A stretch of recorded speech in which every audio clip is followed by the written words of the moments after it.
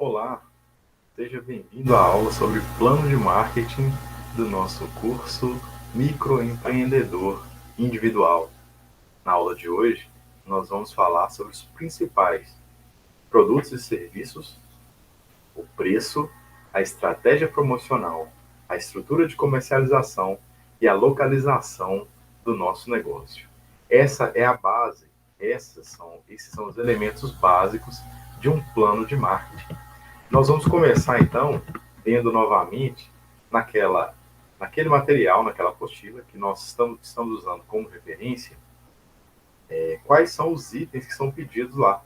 Até porque assim nós podemos ter tranquilidade na hora de fazer, já tendo uma explicação dada diretamente por mim aqui, corretamente? Então, pessoal, vamos lá. A primeira parte, então, que a nossa apostila pede para preencher, está associada com a descrição dos nossos principais produtos e serviços, né? Obviamente, pessoal, isso aqui já é uma informação que é óbvia, né? Quais seriam os principais produtos ou serviços que nós utilizamos? Basicamente, tem que pensar aqui quais são as linhas principais, né, de produtos ou serviços, né? Se você vai fabricar todos os produtos, se você pretende também comprar produtos para revender, e se você vai ter serviços, né? Ou se vai fazer os três ao mesmo tempo. Também é possível que exista uma empresa trabalhando dessa forma. Nós temos que pensar sobre o formato desses nossos produtos, desses nossos serviços, né? Modelo, cor, sabor, embalagem, apresentação, rótulo, marca, tudo isso pode ser necessário. E se você puder, você pode até fotografar alguns produtos, né? E colocar junto com esse documento ali, que fique o melhor para você, tá bom? O melhor para você se orientar no futuro. Mas é óbvio, né, gente? Quem tem que definir isso e o ponto de vista que você tem que levar em consideração na hora de considerar qual é o produto ou serviço que você vai estar sugerindo, fornecendo, é, permitindo que exista no seu estabelecimento, é o seu cliente. Então, nesse sentido, gente, é sempre importante levar em consideração qual é o ponto de vista que o seu cliente tem. Ok? É muito importante também levar em consideração o ponto de vista de algumas agências regulatórias, como a Anvisa, né? Se você vai trabalhar com alimentos, bebidas, normas técnicas que podem ser necessárias para áreas, por exemplo, de eletricidade, mecânica, tá? Então, uma série de outros elementos podem ser necessários. Para isso, é interessante fazer uma pesquisa antes de definir, tá? Porque pode ser que você pense em algum produto ou serviço que você não possa, porque precisa de alguma certificação específica, ou porque você deve seguir alguma normatização que por vezes não compensa, tá? Algumas empresas, por exemplo, do ramo de bebidas, precisam de pasteurizar produtos, e isso para eles torna inviável a fabricação, tá bom? Então, definir aqui e pensar quais seriam esses principais produtos e serviços a serem fabricados e vendidos e os serviços prestados, né? Assim como também pensar sobre o preço. O preço também tem que levar em consideração a questão do consumidor. Quanto é que o consumidor está disposto a pagar? Mas não se esqueça, o consumidor também quer pagar, mas ele quer pagar o mínimo possível, né, sobre um determinado produto de uma mesma qualidade. Então, verifique se o seu preço vai ser compatível com aquele que é praticado pelos seus concorrentes diretos. Tá? Uma coisa que é importante você perceber aqui, pessoal, é que vocês perceberem aqui, é que essa questão do preço, ela nesse momento é apenas uma estimativa, porque nós vamos trabalhar com o preço novamente quando estivermos falando no plano financeiro, ok? Então, nesse momento, você vai fazer uma estimativa baseada nos seus concorrentes, baseado no que você percebeu sobre os seus clientes, com base também, obviamente, naquela análise de mercado, na pesquisa que você fez logo atrás, né, no item anterior, ok? Passando dessa parte, nós vamos falar sobre as estratégias promocionais. E aqui, gente, é bom a gente perceber que existem muitas estratégias promocionais possíveis, que são consideradas como estratégias convencionais, mas também vão existir estratégias que podem ser de um novo tipo, vamos dizer assim, né? baseadas em novas mídias. Tá? Então, ao mesmo tempo que nós temos que pensar em propaganda em rádio, jornais, revistas, amostras grátis, mala direta, folhetos, cartões de visitas, catálogos, carro de som e faixa, tá? Por que não pensar brindes e sorteios, descontos, né? Participação em feiras e eventos?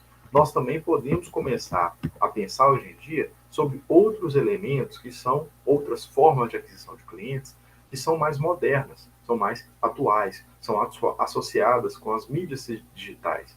Por exemplo, o marketing viral, que é muito utilizado hoje quando nós pensamos sobre os vídeos na internet. Lembra daquele vídeo que viraliza e no final tem a propaganda de uma empresa?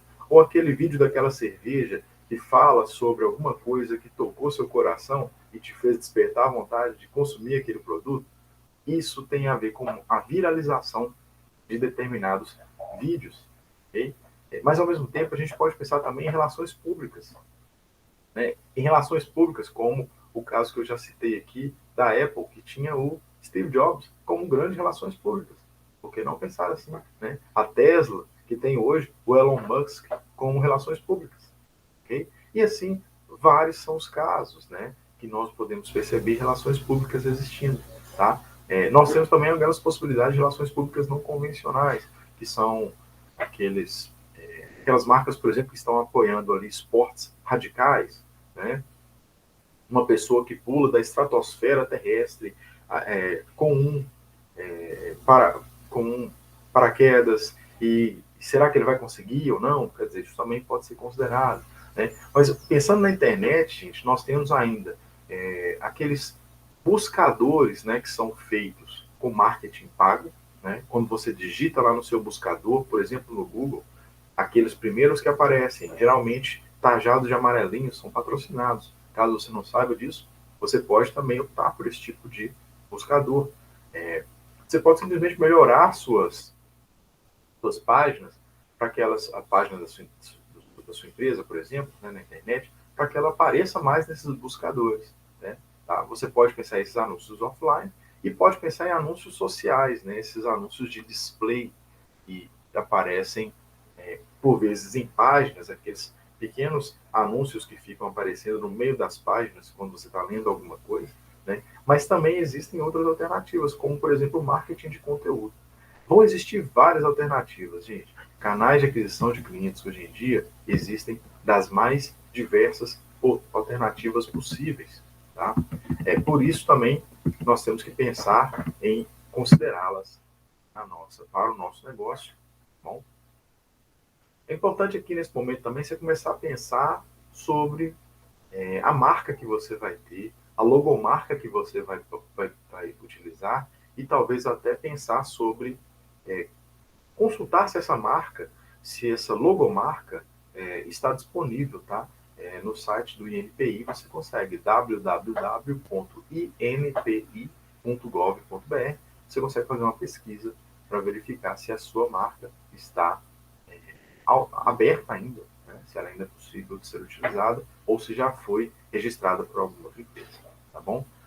Falando sobre a estrutura agora de comercialização, aqui a gente fala sobre os canais de distribuição. Lembra que a gente falou sobre isso lá no nosso modelo de negócios do Canvas? Então, quando a gente fala sobre canais de distribuição, nós estamos falando sobre como que os nossos produtos ou serviços vão chegar até nossos clientes. São, de fato, os pontos de contato que nós temos com nossos clientes. Né? Então, a gente pode ter vendedores internos, externos, representantes, e aí uma gama muito grande de alternativas vai existir. As nossas mídias sociais podem ser utilizadas também. Né? Para pensar sobre isso, você tem que considerar também alguns elementos. Né? Não pode simplesmente colocar qualquer coisa. Né? Pense sobre o tamanho dos pedidos, pense sobre a quantidade de compradores que você vai ter. Às vezes as pessoas levam muito em consideração a venda pelo WhatsApp. Será que você consegue vender para mais de 100 pessoas por dia utilizando o WhatsApp, enquanto você está fazendo outras coisas na sua empresa? Então, pensar sobre essa estrutura de comercialização é pensar sobre a forma como você terá contato com a sua clientela, ok? Então, lembre-se da quantidade, lembre-se do comportamento do seu cliente. Né? Será que ele tem por hábito comprar pelo WhatsApp, pelo Instagram, pessoalmente? por telefone, por outro meio, né? Pense sobre isso, né? É muito importante considerar essa possibilidade, porque simplesmente nós vamos conseguir alcançar os nossos clientes através desses mecanismos. Então, a estrutura de comercialização é muito importante e hoje em dia ela tem sido ainda mais importante devido à sua possibilidade de digitalização. Pense sobre isso quando você estiver falando sobre o seu negócio. E descreva aí também, tá bom? No próximo item a gente falaria sobre a localização do negócio. Obviamente, pessoal, isso aqui tem um pouco mais de relevância para aquelas empresas que tiverem uma característica mais presencial, mais física, né? Mas a localização do negócio, ela tem uma relação muito importante com a sua clientela também, tá? Mas não se esqueça, às vezes um bom lugar pode ter outros elementos que fazem com que ele não seja tão interessante assim. Por isso é importante demais que nós observemos o contrato de locação, que a gente verifique as condições de segurança da vizinhança, né? Se a gente verifique também o nível de ruído, condições de higiene e limpeza, existência de locais para estacionamento, proximidade dos clientes. Será que as pessoas estão próximas mesmo ou elas passam por aquele local? O fluxo de pessoas é relevante, mas a proximidade para outros negócios pode ser mais interessante ainda, ok? Proximidade de concorrentes também é relevante, ok? É relevante tanto para você considerar que pode haver um aumento dos seus clientes, quanto para uma redução dos seus clientes. Porque existe um efeito que a gente chama de efeito quarteirão. Quando existem muitos estabelecimentos que vendem produtos parecidos, ou uma gama de produtos próxima, você começa também a atrair mais pessoas, né, de outras regiões para aquela região, e nesse sentido pode haver um fluxo maior de pessoas interessadas em comprar. Okay? A proximidade de fornecedores também é relevante. E uma última dica que seria relevante aqui para a gente falar sobre esse tema é a existência de uma vida na cidade. Essa vida, ela leva em consideração momentos. Então, visite esse ponto de venda, visite esse local onde você pretende instalar o seu ponto comercial pelo menos 3 vezes, em horários diferenciados. De manhã, de tarde, de noite, em horários de pico, em horários que não tem pico. Quantos clientes, quantas pessoas passam ali na frente? Isso é interessante, tá? Vale a pena considerar todas essas possibilidades também, ok? E acho que por isso, por aqui a gente pode ficar em relação ao nosso plano de marketing. Seria isso. Na próxima aula, nós vamos tratar sobre o nosso plano operacional. Obrigado pela sua audiência e até a nossa próxima aula. Tchau!